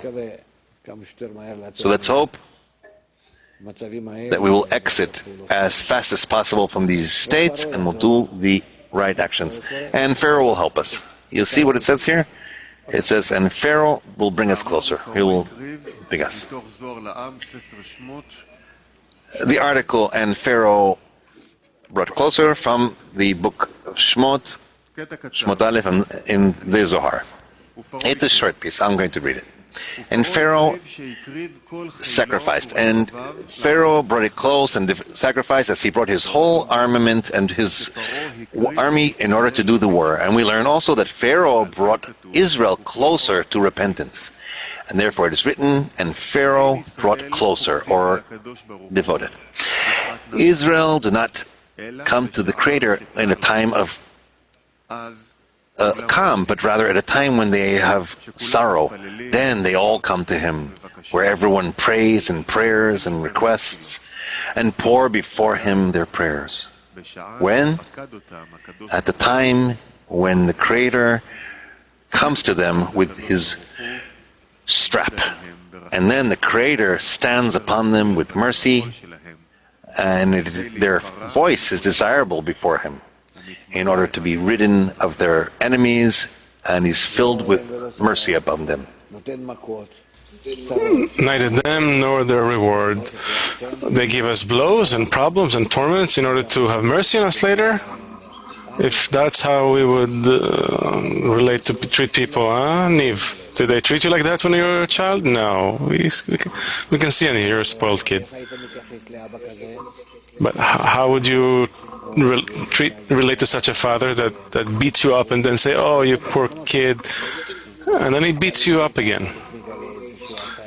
But if later you would have discovered that he did it in concealment, that it came from him, but you didn't feel it from him, that you come to him, Daddy, someone beat me up, and the father did this in concealment, indirectly, making sure you get hit. What kind of cruelty is that? You understand what is written here?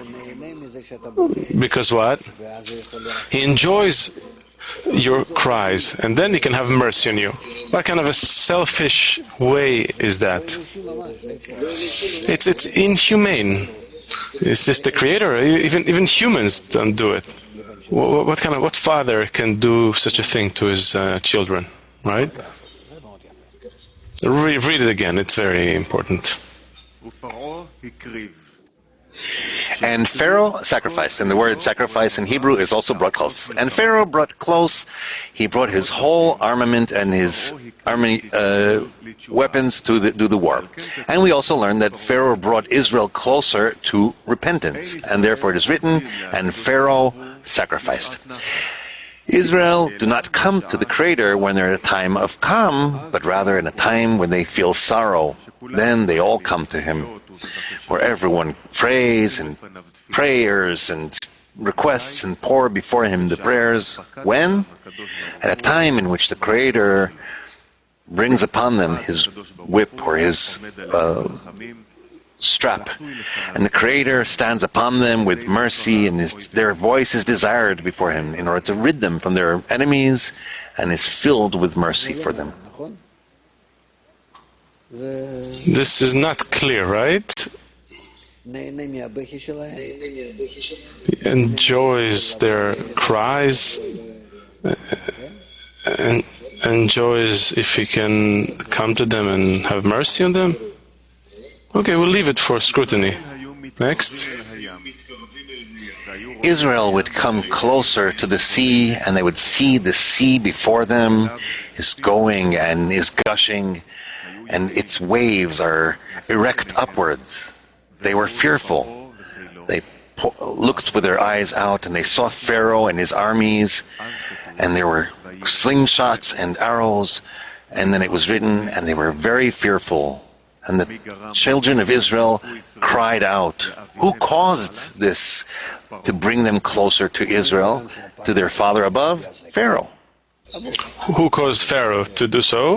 The Creator. That means that he is hitting them indirectly. As it is written, and Pharaoh brought them closer, or sacrifice.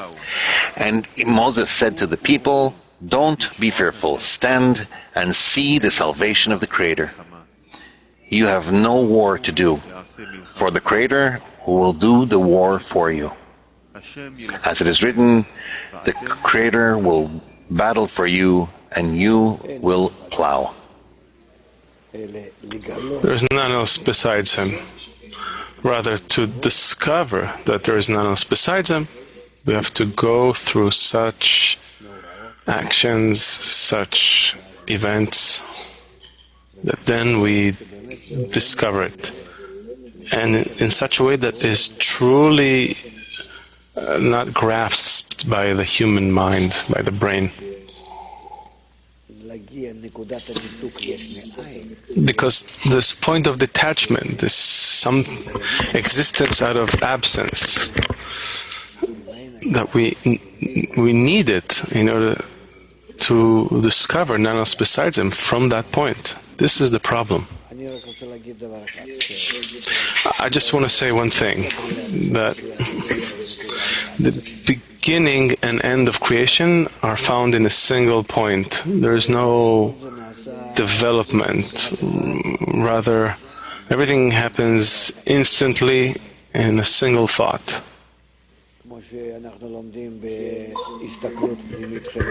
As we study in Istaklut Pinimit, part 1 of Tes, that everything came out in a single thought. It's the action and the kli and the beginning of the action and the end of correction. Everything exists and is included in a single action called creation. Therefore, from the beginning of creation, that has to be in the end of creation, and the ending that is in the beginning. From that come all the actions to us.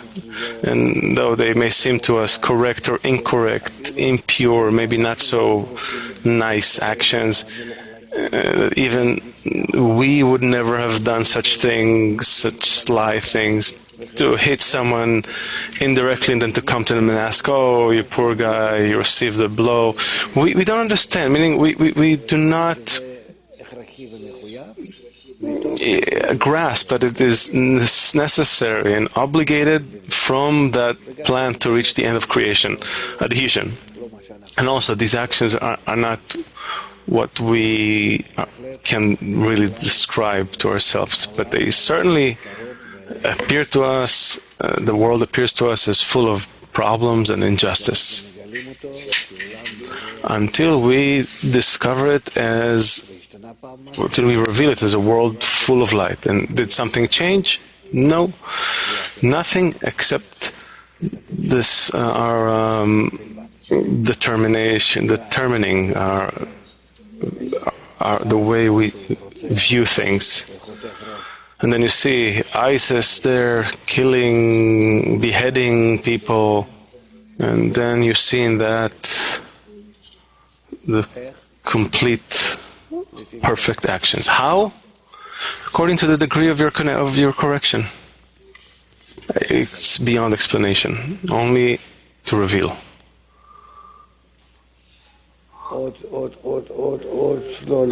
More. No. Yes. Rav, so if a friend gets a big descent, how can you justify it? I'm not going to justify anything, and I'm not going to even relate to anything. It's true or not, correct or not, good or bad. I'm trying to see how I can receive an impression from everything to such an extent that it will push me towards an action of connection and drawing of the light. I don't need more. What do I have to justify or not justify? I don't know. There's so many people here going through various states. What, am I going to enter each state and justify yes or no? I'm going to enter the shoes of the Creator and know why He did this to a person or not. Enter the group and look for causes. Why? I would never find out anyway. It depends on the infinite system. The end of the thought, the end of the action, the beginning of the action of the creation. I can't grasp it.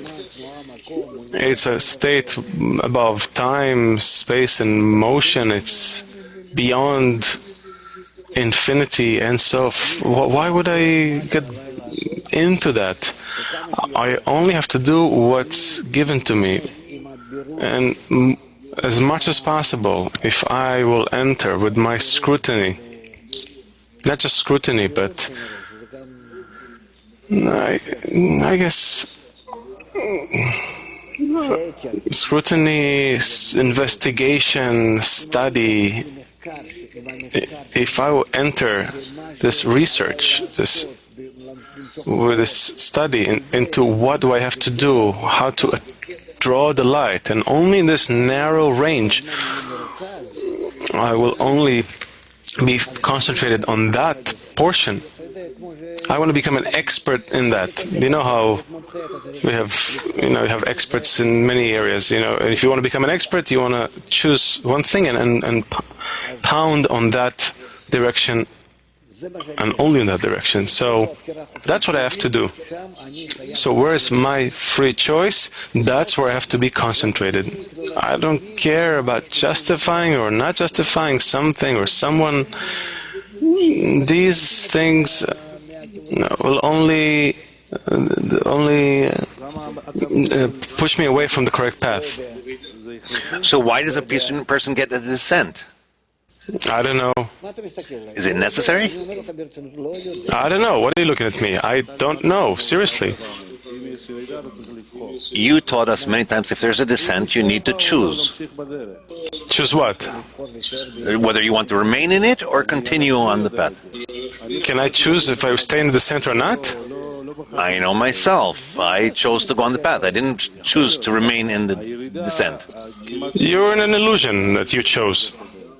It could be, but the descent is coming to a person for him not to leave the path. He decides not to leave the path, but to remain. But I'm asking about someone else, just like that, not on myself. How, once again, if a person is given a descent, does he need to choose, or do I, as a group, need to get involved there and get involved there, or does he need to choose? Both person and a group have to work only on greater connection, because with respect to the connection, the light that reforms is revealed with greater and greater intensity. And that's how you care for them, period. Nothing else to do besides that.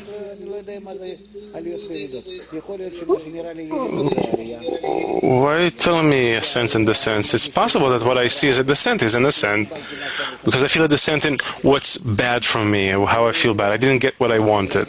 And that's not a descent, that's an ascent.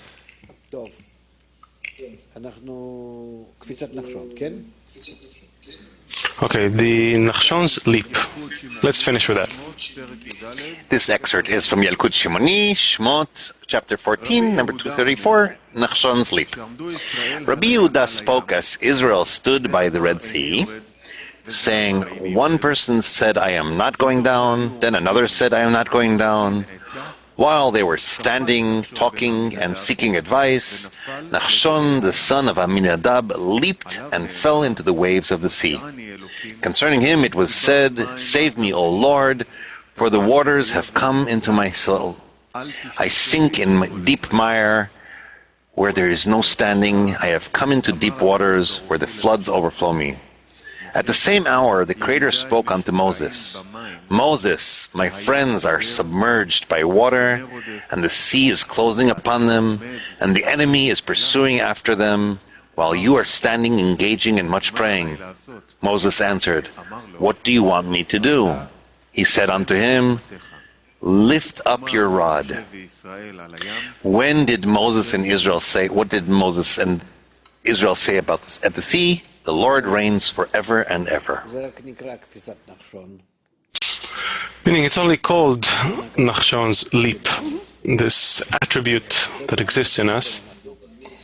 But many times, apparently, we have to perform such leaps, meaning, but to do it correctly, not just to jump, but to truly see what am I entering, in what way, with what intention. I cannot perform such a leap absent-mindedly, because that's like throwing myself off a cliff. I'm just going to kill myself. That's not true. It's not correct. Nachshon's leap was because he couldn't find any other way to come closer to the Creator except for this one action above reason. That all other directions, 360 degrees around him, he chose only this narrow direction, this one ray, in which he sees that this is the only way to perform an action and come closer to bestowal. Otherwise, there is no exodus from Egypt except for this action. He made his choice carefully,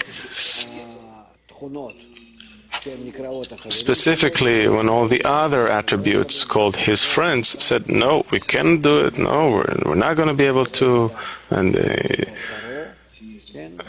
from behind the person sees the Pharaoh closing in with his arrows and rocks, and he has no choice but he sees he's incapable. I mean, he is capable of returning to his mind, to his reason, to his egoistic way, and continue to exist in a nice way. Go back to Egypt, the Pharaoh will carry you back to Egypt. If you want it,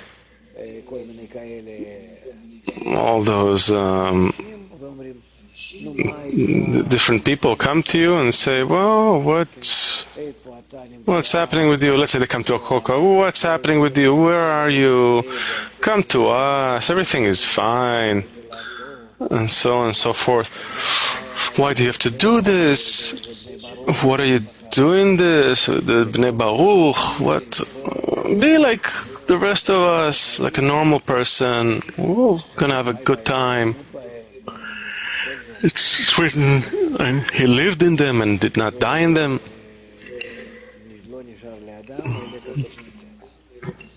And a person has nothing left to do but to make that leap. That is the choice. So we have to prepare ourselves to such a state that we truly, certainly are capable to exit Egypt in that way. What? You found something? What?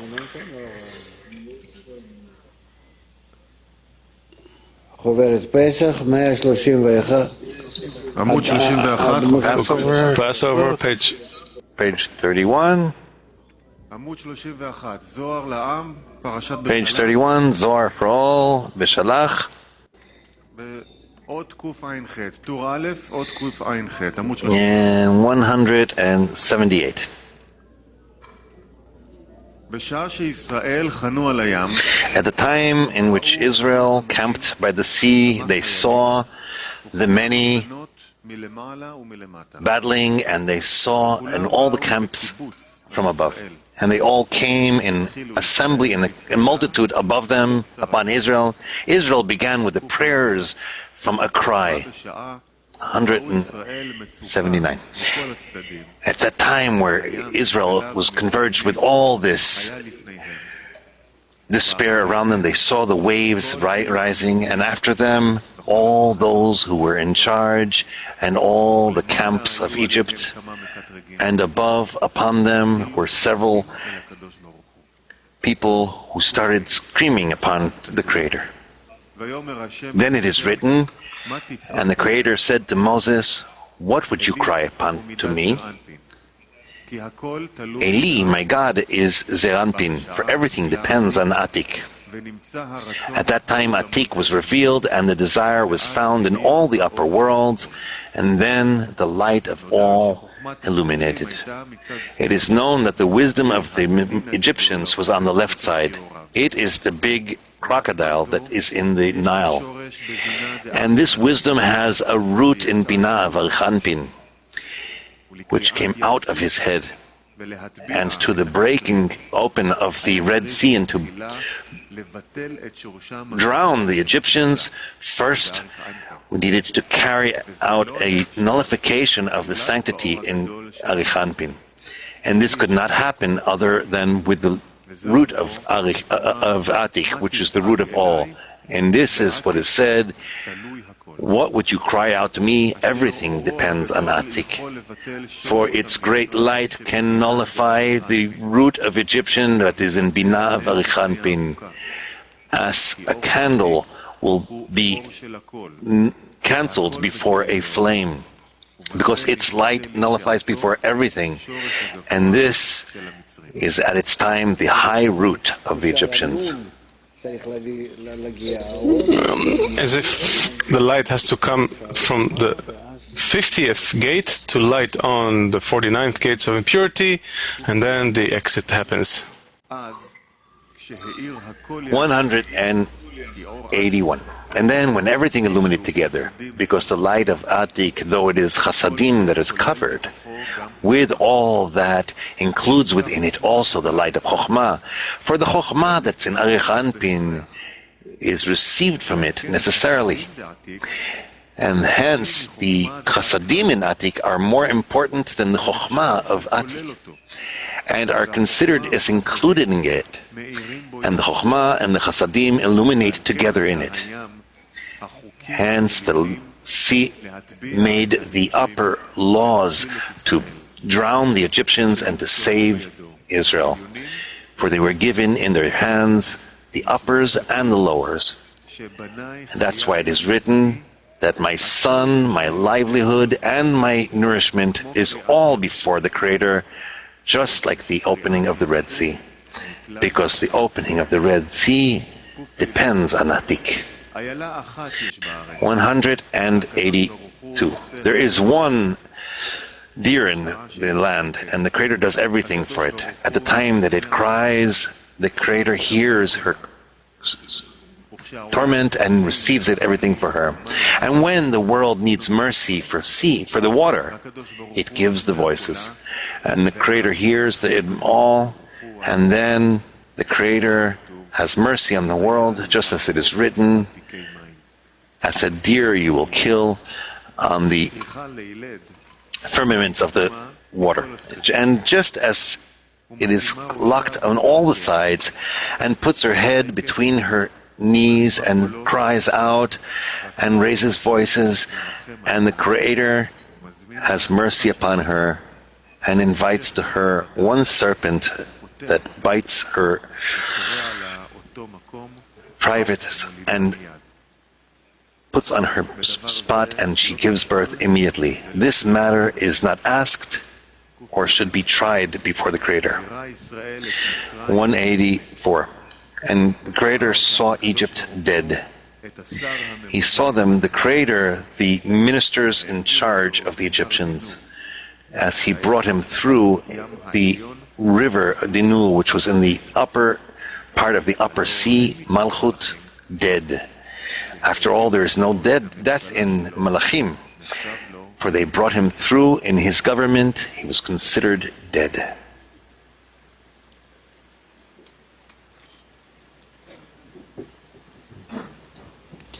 נקווה שנגלה את זה. Let's hope that we will reveal this. They're beautiful things, very exalted. We're unable to include them. We have no kelim. There's no place for it to enter and give us both the impression and the depiction and the sensation, the presence inside that system on which the Zohar talks. It will come. Important thing, as I'm again, choose exactly from everything we're doing those places where we can influence and to focus our work only there. לשאול? נו, בסדר. Okay, ask. We heard these matters and we were in preparation towards this holiday eve and everything, and in the end what remains is truly that choice of what you're saying, and as a bull or a donkey carrying the burden. From tomorrow we'll begin to study the article of freedom in preparation for Independence Day. Yes, this is the only thing we need. Everything else is done by the Creator, except for this one component He gave you, which is to hasten, accelerate His activity. He will take care of you one way. You want to hasten that, please, you shall succeed. And this is where we find ourselves. So, where is this Nachshon? I don't know. It's like heroic, and some kind of like we have to like a little Hollywood, we're jumping in the water and. Jump in the water. What do you want from me? מה חסר לך? What are you missing? This heroism? How will you direct this Hollywood scene? It's all inside of you. Believe me, that when a person begins to be impressed with the actions of the light inside the desire, when it's happening inside of him, it's way more than what he sees with his beastly eyes, and he hears those noises coming from the screen, the Hollywood screen. This is so... טוב, זה בעיה. Well, that's a problem. Torah is opposite to landlords. מביאים אותך לראייה אחרת. אנחנו... You have to understand that this is bringing you to a different view of things. You have to see that when we bring this system inside of us, we discover it inside of us. מתוך זה שזה מתגלה בנו, מה שאנחנו קוראים. זה לא קרה... when what we read is revealed in us, because it exists nowhere except for inside of us, then you begin to sense all those actions. It's a whole different world. Now we were as if we were dreaming. We are outside of that living system, that existing system. You are in this, the sweat of this life. So we'll try to come out of it as soon as possible. That's what I'm saying. Everything is in order to concentrate our actions very clearly on a state where specifically by it you can influence and hasten the correction. Okay?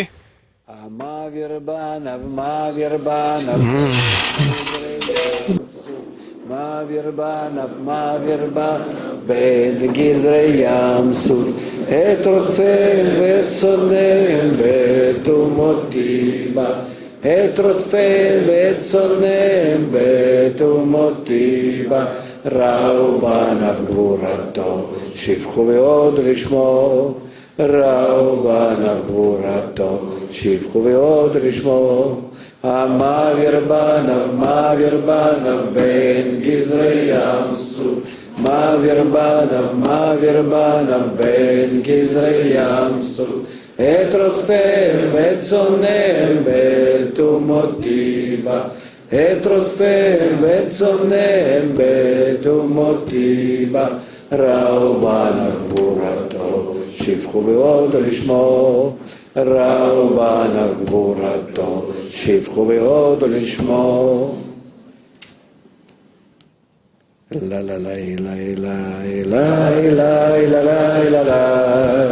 לה לה לה לה